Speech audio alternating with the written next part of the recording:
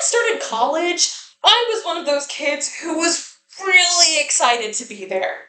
And when I say excited, I mean I showed up at orientation like, wow, I can't wait to meet everyone. I'm here to learn. No way. We get to live in a room the size of a closet? This is just like Harry Potter. Only everything smells like weed. But when they grouped together all of the engineering majors, I noticed something disturbing, other than the distinct lack of happiness. Why was I surrounded by so many men? To be fair, maybe I should have expected it, because according to collegefactual.com, last access September 2023, only 23.9% of all engineering degrees are awarded to women. And despite all of the guys in my classes that have been more than happy to mansplain to me that engineering is just joy, it has nothing to do with academic rigor. I'd argue that it is something much worse. Institutionalized gender divisions of labor in undergraduate engineering programs. Today, we will discuss the causes and harms of traditional gender roles pushing women out of engineering, and discuss some of the potential solutions to break the cycle. Because even if you're not a woman in STEM, well, for one, the guys that are pushing women out, the same ones who refuse to read instruction manuals because they're too manly for that, are the same ones designing the cars you took and the roads you drove on to drive to this very tournament. But even more importantly, women can provide diverse and unique perspectives for problem solving in the future. But when engineering programs push us away, we may never have the opportunity to share our ideas. Welcome to the 1950s! Eisenhower's president. Housing is affordable. You're a commie, and women belong in the kitchen. According to my baby boomer neighbor, Rob, or Doug, or Steve, or something's views on gender roles. Accessed yesterday, but last updated, 1958. Just kidding. Welcome to 2023! Biden is president. Housing is not affordable. Yes, slay! And women belong in humanities fields. Now, if you're a guy whose only brush with feminism was being dragged by your partner to see the Barbie movie over the summer, and guys, in this scenario, that's not enough, then the problem of women being pigeonholed into traditional gender roles might sound extremely outdated.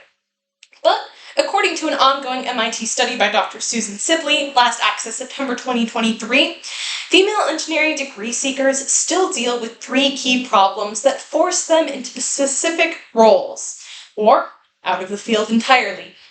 Limited access to relationships with professors, imbalanced role assignments in group projects, and exclusion from quality internships. First, in Dr. Sibley's study, compared to their female counterparts, men were far likelier to create positive and lasting initial connections with their professors. According to College Confidential, last access September 2023, connections with professors not only boost academic performance, but can also provide references and connections. Missing out on these opportunities harms women that want an equal playing field, both in the classroom and when looking for jobs. Secondly, despite being the bane of my existence, group projects are essential in building the technical skills required to become a successful engineer. However, according to Dr. Sibley, women often reported being assigned roles more aligned with secretary than engineer. This means that the technical engineering roles fall onto the guys that say things like, you're pronouncing your name wrong? It's Ainsley?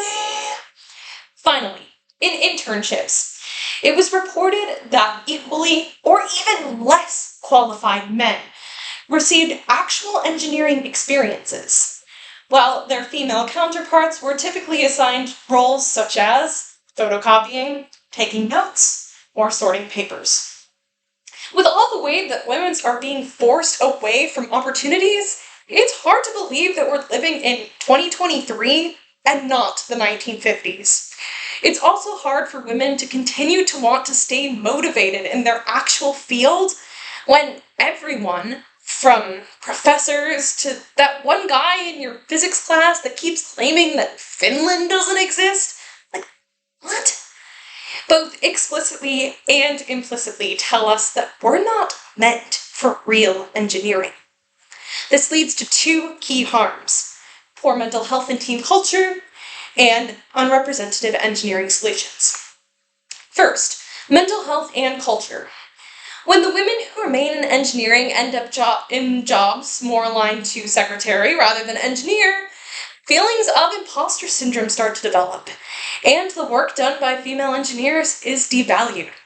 According to the Harvard Business Review of 2018, this creates feelings of constant psychological stress.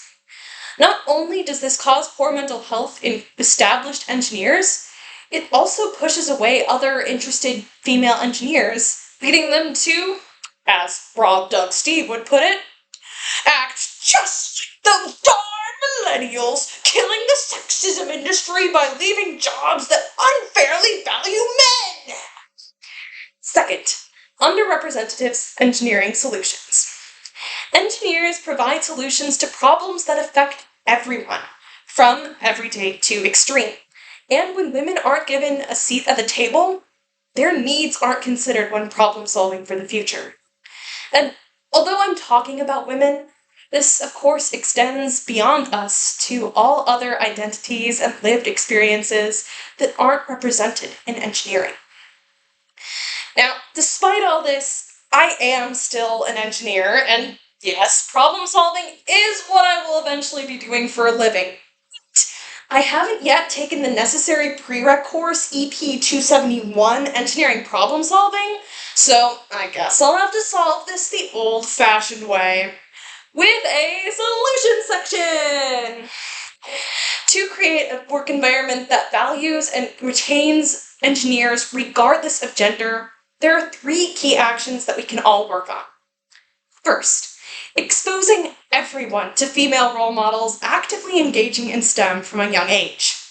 Colleges often host science nights at local elementary schools or on campus.